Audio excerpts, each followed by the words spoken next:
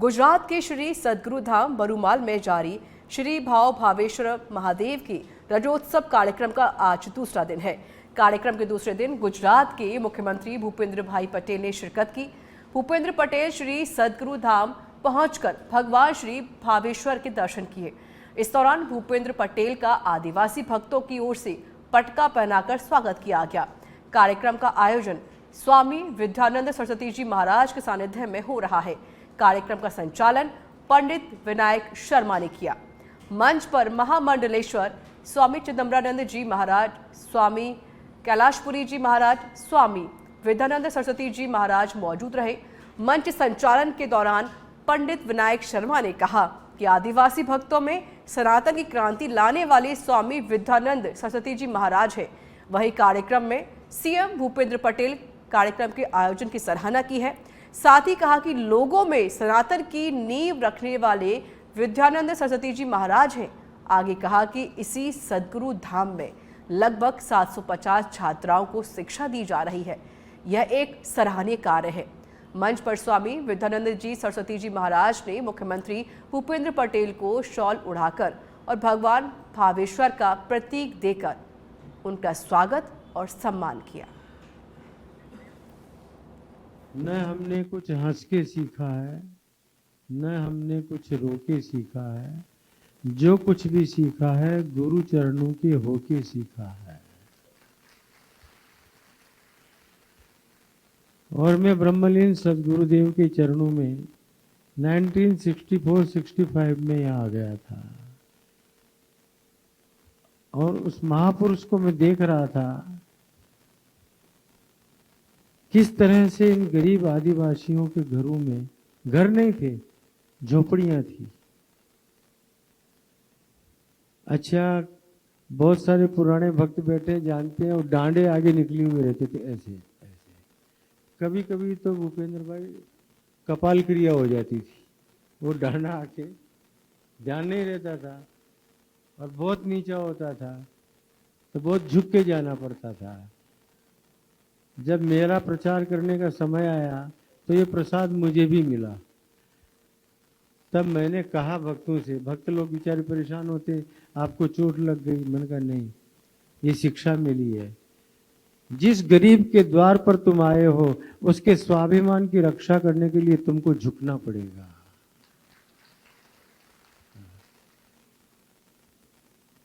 इसलिए मुझे बुरा नहीं लगता, तुम चिंता न करो।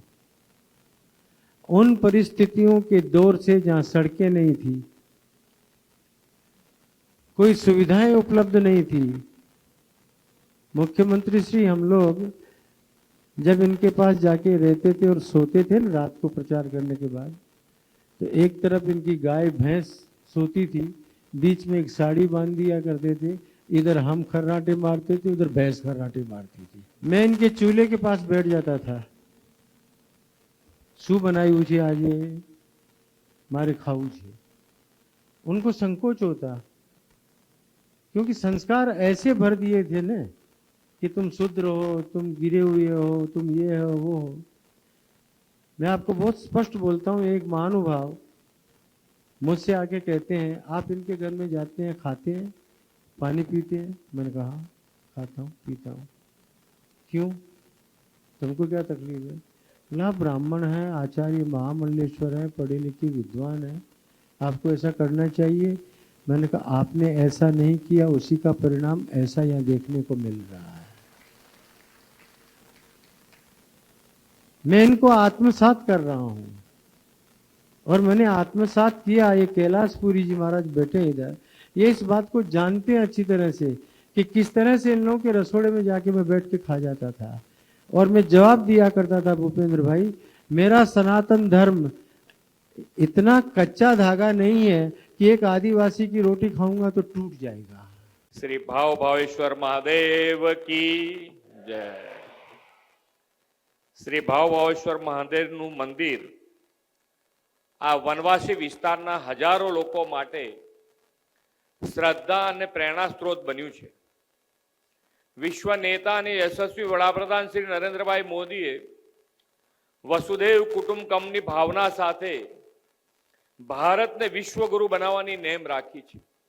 આજનો આ કાર્યક્રમ પણ રાષ્ટ્રને વિશ્વગુરુ બનાવવાના વડાપ્રધાનશ્રીના સંકલ્પને સાકાર કરતો આજનો આ કાર્યક્રમ છે.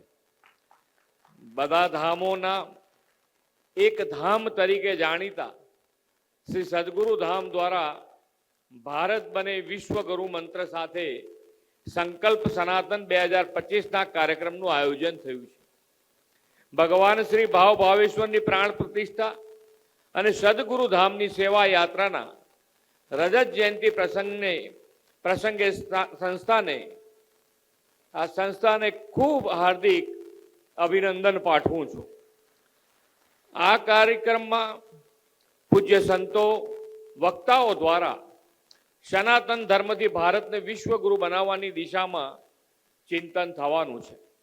સદગુરુ ધામ વાપીથી તાપીના અંતરિયાળ વિસ્તારમાં છેલ્લા 25 વર્ષથી આદિજાતિ બાંધવોના અધ્યાત્મની સાથે સેવા અને સંસ્કારની સુવાસ ફેલાવી રહ્યા છે.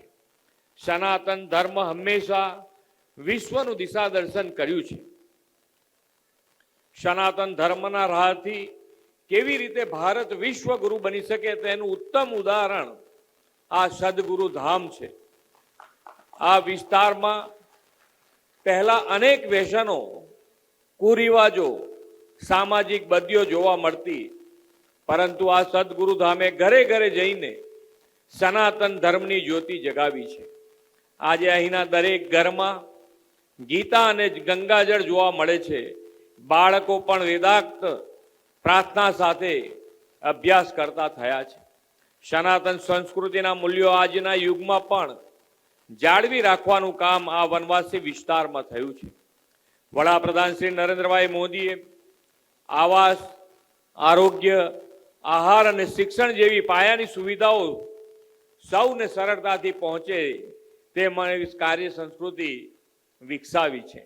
જ્યાં પવિત્ર સંકલ્પ અને સેવાની સરવાણી વહે છે, એવા સેવા ભાવ આધ્યાત્મને ભરેલી આ સંસ્થા સદગુરુ ધામ વડાપ્રધાનશ્રીની આ કાર્ય સંસ્કૃતિને વનબંધુ વિસ્તારમાં સુપેરે ચરિતાર્થ કરી रही है. भगवान भाव भावेश्वर महादेव के नाम से त्रयोदश ज्योतिर्लिंग स्वामी विद्यानंद सरस्वती जी महाराज ने गुजरात के वलसाड जिले के बरमाल क्षेत्र में स्थापित किया है.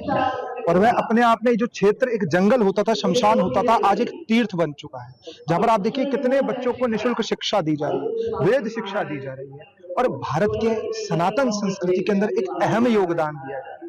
तो भगवान भाव भावेश्वर को 25 वर्ष यहाँ पर पूरे हो गए. तो रजतोत्सव जयंती उनकी मनाई जा रही है. तो मात्र रजतोत्सव जयंती न मनाते हुए गुरुदेव के संकल्प को संकल्प सनातन के नाम से मनाया कि सनातन धर्म को हमेशा जीवित रखने के लिए, उनकी शिक्षाओं को जीवित रखने के लिए क्या माध्यम है. तो आज वे संतों का जीवन प्रेरणा है. उसी को देखने के लिए हमने माननीय मुख्यमंत्री महोदय से निवेदन करा था कि आप इस रजोत्सव जयंती पर पधारें, सदगुरु धाम की व्यवस्थाओं को देखें, यहाँ के आदिवासियों के जीवन को देखें. उन्होंने हमारा निमंत्रण स्वीकार किया, वह यहाँ पर पधारे. उन्हें आकर बहुत अच्छा लगा. जैसा कि आपने उनके संबोधन में सुना कि आज सनातन धर्म को के माध्यम से भारत को विश्व गुरु बनाने के अंदर सदगुरु धाम का आज कितना बड़ा योगदान है, स्वामी विद्यानंद सरस्वती जी महाराज का कितना बड़ा योगदान है.